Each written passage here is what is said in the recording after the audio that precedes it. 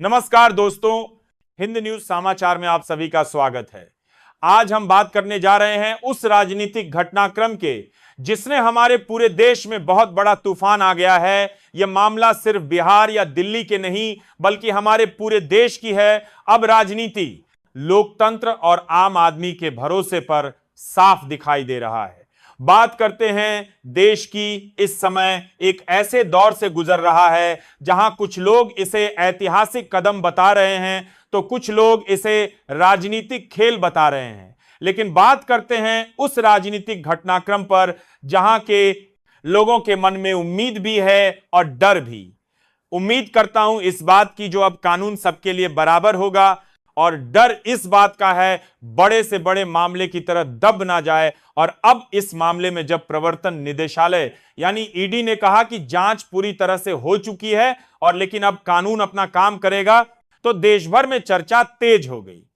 और अब social media से लेकर गांव के हर चौपाल पर या चाय की दुकानों तक लोग एक ही सवाल पूछने लगे हैं, क्या सच में अब बड़े लोग भी कानून के दायरे में आएंगे? और जांच कर्मचारियों के मुताबिक यह मामला सिर्फ एक आरोप या एक फाइल का नहीं है। इसमें कई सालों से चले आ रहे पैसों के लेन देन, चुनावी चंदे और बड़े फैसलों से जुड़े सवाल शामिल हैं। और अब कुछ गवाहों के बयानों के मुताबिक और गंभीर बना दिया है। लेकिन इसी वजह से यह केस अब साधारण नहीं रहा। विपक्ष इसे लोकतंत्र की जीत बता रहा है। राजनीति में भी हलचल तेज हो गई है, जबकि सत्ता पक्ष इसे बदले की राजनीति कह रहा है। संसद में हंगामा है, टीवी डिबेट में शोर है और सोशल मीडिया पर लोग दो हिस्सों में बंटे हुए हैं।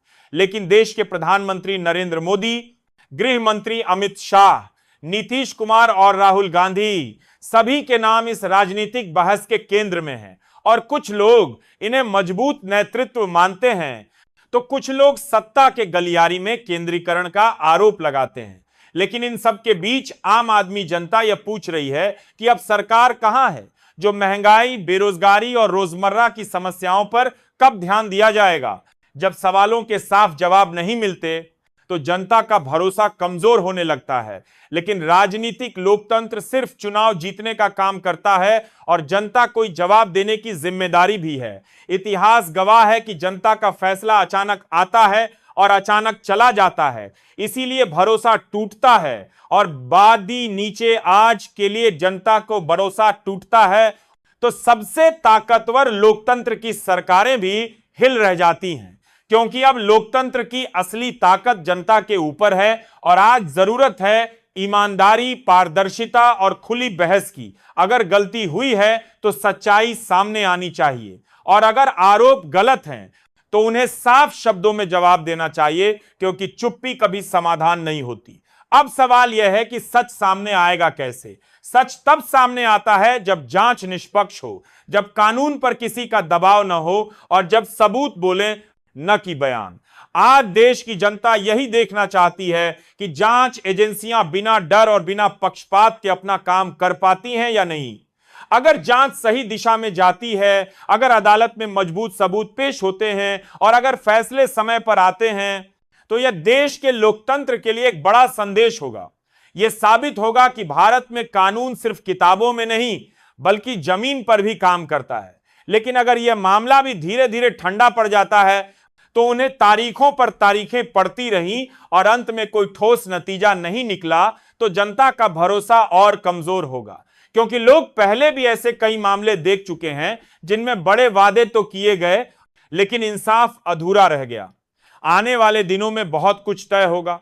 कौन सा नेता क्या बयान देता है, जांच एजेंसियां क्या कदम उठाती हैं और अदालत किस दिशा में आगे बढ़ती है, इन सब पर देश की नजर रहेगी। यही वजह है कि यह मामला अब सिर्फ खबर नहीं बल्कि लोकतंत्र की परीक्षा बन चुका है। जनता अब सिर्फ सुनने वाली नहीं रही। एनडीए गठबंधन खुद को सिर्फ एक राजनीतिक गठजोड़ नहीं बल्कि स्थिरता और निर्णायक शासन का मॉडल बताता है। उसका दावा है कि मजबूत नेतृत्व के बिना लोकतंत्र कमजोर हो जाता है और इसलिए कड़े फैसले भी लोकतंत्र के खिलाफ नहीं बल्कि उसके संरक्षण के लिए होते हैं।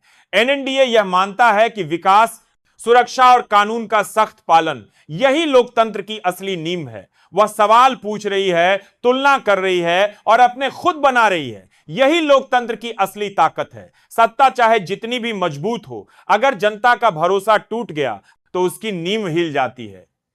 अब फैसला सिर्फ अदालत में नहीं होगा, फैसला जनता के मन में भी होगा और यही तय करेगा कि यह मामला इतिहास बनेगा।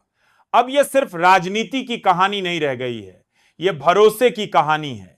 सवाल यह नहीं कि कौन सही है और कौन गलत, सवाल यह है कि क्या सच सामने आएगा। कमेंट में जरूर बताइए। हिंद न्यूज समाचार को सब्सक्राइब करें और हमारे साथ जुड़े रहें, क्योंकि हम सवाल पूछते रहेंगे।